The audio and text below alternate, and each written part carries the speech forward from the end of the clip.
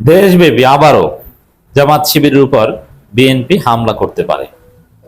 দর্শক, প্রধানমন্ত্রীর নিজের বক্তব্য থেকেই এই ইঙ্গিত পাওয়া যায় এবং প্রধানমন্ত্রীর বক্তব্যে এক ধরনের সূক্ষ্ম উস্কানি আছে, এর প্রভাব পড়বে। ওভারঅল প্রধানমন্ত্রী কিংবা বিএনপি সরকার ভারতের সাথে যেভাবে খেলছে, ভারত আওয়ামী লীগ যেভাবে সরকারের প্রতিপক্ষ, তাতে লার্জ স্কেলে জামাত শিবিরের সাথে ইন দি লং রান কোনো ঝামেলায় বিএনপি সরকার যাবে না, একটা আপোষ করে সমঝোতা করতে বাধ্য হবে। কিন্তু এর মধ্যে একটা খেলা আছে, আপোষ সমঝোতার মধ্যেই রাজনীতি চলবে।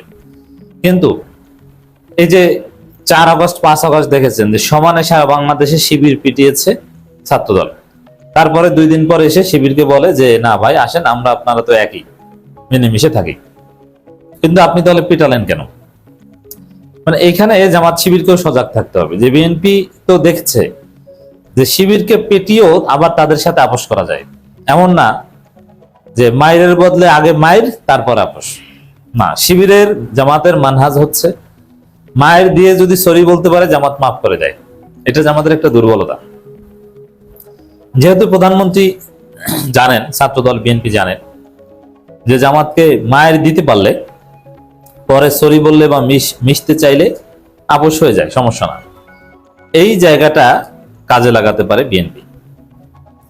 লার্জ স্কেলে অবশ্যই জামাতের সাথে একটা সমঝোতা করেই চলতে হবে, কারণ জামাত যদি সত্যিকার অর্থে বিএনপি সরকারের পতন চায়, বিএনপির পতন 1-2 ব্যাপার। ভারত বিএনপির পতন চায়, আওয়ামী লীগ চায়, এমনকি মার্কিন যুক্তরাষ্ট্রেরও ষড়যন্ত্র আছে, চীন থেকে দূরে রাখতে চায়।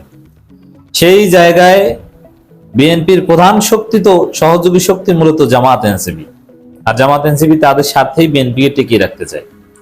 কারণ বিএনপি সরকারের পতন হলে ডেফিনেটলি 111 সরকার ক্ষমতায় আসবে, সেটা বিএনপি জামাত এনসিপি কারোর জন্যই ভালো হবে না। অতএব বিএনপি সরকারের শত ব্যর্থতা, অন্যায়, অবিচার থাকলেও এই মুহূর্তে বিএনপি সরকার পতন ঘটানোর কোনো যৌক্তিকতা নাই এবং বিএনপির বিকল্প এই মুহূর্তে নাই। যদি এরকম হতো যে বিএনপি পতন ঘটলে জামাত এনসিপি ক্ষমতায় আসবে, অবশ্যই সেটা আমি চাইতাম, বাট এরকম কোনো সম্ভাবনা তো নাই। এমন না যে নির্বাচিত সরকারের পতন ঘটালেই বিরোধী দল ক্ষমতায় আসবে, না, এরকম কোনো সিস্টেম নেই। অতএব বিএনপিকে টিকিয়ে রাখতে হবে। বিএনপিও জানে যে জামাত এনসিপি কে লাগবে, কিন্তু তারপরও জামাতকে পিটিয়ে পরের দিন সালাম দিলে জামাত ক্ষমা করে দেয়।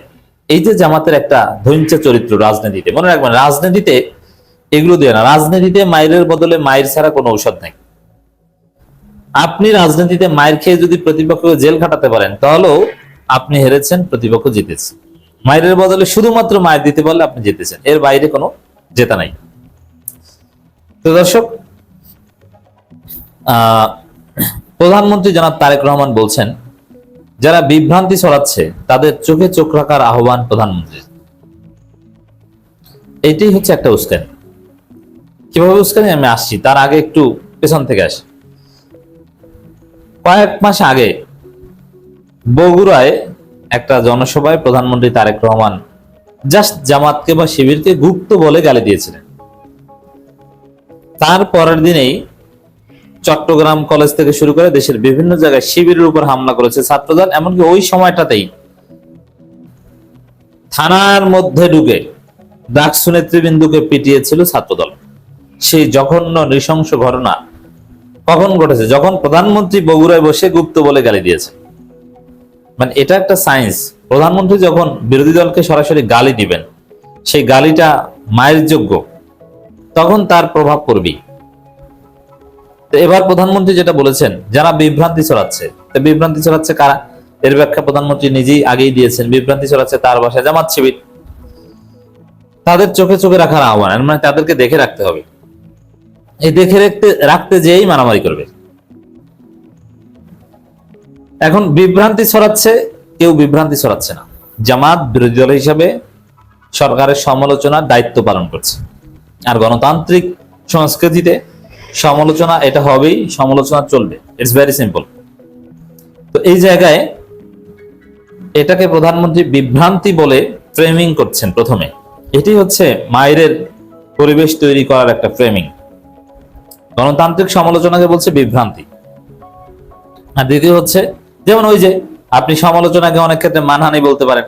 যখন স্বাভাবিক গণতান্ত্রিক সমালোচনাকে আপনি মানহানি বলবেন, বুঝতে হবে যে আপনি মামলা করতে চান, আপনার উদ্দেশ্য খারাপ। কিন্তু যদি বলেন যে না ঠিক আছে সমালোচনা সমালোচনা, তখন ওটা গণতান্ত্রিক অধিকারের মধ্যে পড়ে, তখন আর মামলার প্রশ্ন আসে না। তো মাননীয় প্রধানমন্ত্রী বলছেন বিভ্রান্তি ছড়াচ্ছে জামাত শিবির, এটা ক্লিয়ার তার তার ভাষায়। এর মানে গণতান্ত্রিক সমালোচনাকে ফ্রেমিং করে ফেলেছেন।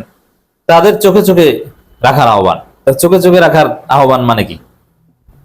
মানে যদি কেউ সমালোচনা করে তাকে ধরবা, চোখে চোখে রাখবে কি হবে? তার দিকে তাকিয়ে থাকবে না, তাকে ধরবা, তাকে জিজ্ঞেস করবা এটা কেন করছে, এই তুই এটা লিখলি কেন, তুই বিদ্যুৎ চাইলি কেন, লোডশেডিং এর বিরুদ্ধে কেন লিখলি, গ্যাস সংকটের ছবি ফেসবুকে দিলি কেন? এখন সবাইকে তো আর পারবে না, কিন্তু যাকে পারবে তার সাথে এই আচরণ করতে পারে, সম্ভাবনা রয়েছে। প্রধানমন্ত্রী বক্তব্যের একটা প্রভাব অতীতেও আমরা দেখেছি, তিনি খোঁচা দিয়ে গালি দিলে তার প্রভাব পড়ে। চট্টগ্রাম কলেজে শিবির নেতার পায়ের গোড়ালি কেটে নেওয়া হয়েছে এবং ঢাকা বিশ্ববিদ্যালয়ে শাহবাগ থানায় ডাকসু নেতাদের পিটানো হয়েছে।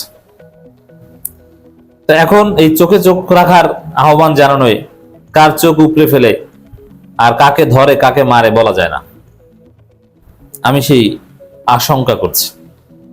কিন্তু বিএনপি এই যে বাড়াবাড়ি, এই চোখে চোখ রাখতে গেলে 2 দিন পর ঠিকই আবার জামাতের পায়ে ধরে আপোষ করতে যাবেন, যেমন সমস্ত বিশ্ববিদ্যালয়ে আপোষ করেছেন। কারণ বিএনপি জানে যে জামাত যদি রেগে যায় তাহলে বিএনপির সামনে অন্ধকার। কারণ এমনিতেই বিএনপির চারদিকে অন্ধকার, চারদিকে শত্রু আর শত্রু, তার মধ্যে যদি জামাত এনসিপি শত্রু হয় তাহলে তো কপালে বিপদ আছে। এই জন্য চোখে চোখ রেখে পরের দিন ঠিকই আপনাকে সালাম দিবে। কিন্তু জামাত বিরোধী দল হয়েছে, রাজনীতি শিখছে, তাদেরকে এরকম জোগায় জোগায় জোগায় জোগায় মায়ের দিয়ে পরের দিন আবার আপোষ করবেন, আর মায়ের খেয়ে তারা আপোষ করবে কতবার? একটা পর্যায়ে তারা আর আপোষ করবে না, এর প্রতিশোধ নিতে চাইবে। আর জামাত যদি প্রতিশোধ নিতে চায় বা প্রতিশোধ পরায়ণ হয়ে ওঠে, তাহলে আপনি নিশ্চিত থাকেন যে আপনার ক্ষমতা শেষ। কারণ বিএনপি এমন একটা সরকার, এই সরকারের ভিত্তি অত্যন্ত দুর্বল, এদের পতন ঘটানো কোনো ব্যাপার না। এমনিতেই চারদিকে ব্যর্থতার ব্যর্থতা, বিদ্যুৎ সংকট, গ্যাস সংকট, সেনাবাহিনী কি করে বলা যায় না, ভারত, ইসরায়েল, আমেরিকা শত্রু, চীন বাংলাদেশের মিত্র, কিন্তু এখন পর্যন্ত তারেক রহমান হাত শক্ত করে ধরে নেই, এখন পর্যন্ত পরীক্ষা করছে যে তারেক তুমি ভারতের সাথে আবার তলে তলে কিছু করো কিনা, আমেরিকার সাথে তোমার খলিল আবার কিছু করে ফেলে কিনা। কারণ তোমার পররাষ্ট্রমন্ত্রী, পররাষ্ট্র বিষয়ক উপদেষ্টা, পররাষ্ট্র প্রতিমন্ত্রী একজনও চীনপন্থী না, মন্ত্রী আমেরিকাপন্থী, উপদেষ্টা ভারতপন্থী, প্রতিমন্ত্রী ভারতপন্থী, এখানে বিশ্বাস করছে না। তো এই বাস্তবতায় জামাত চাইলে বিএনপির 12টা বাজিয়ে দিতে পারে, তেমন কঠিন কোনো কাজ না।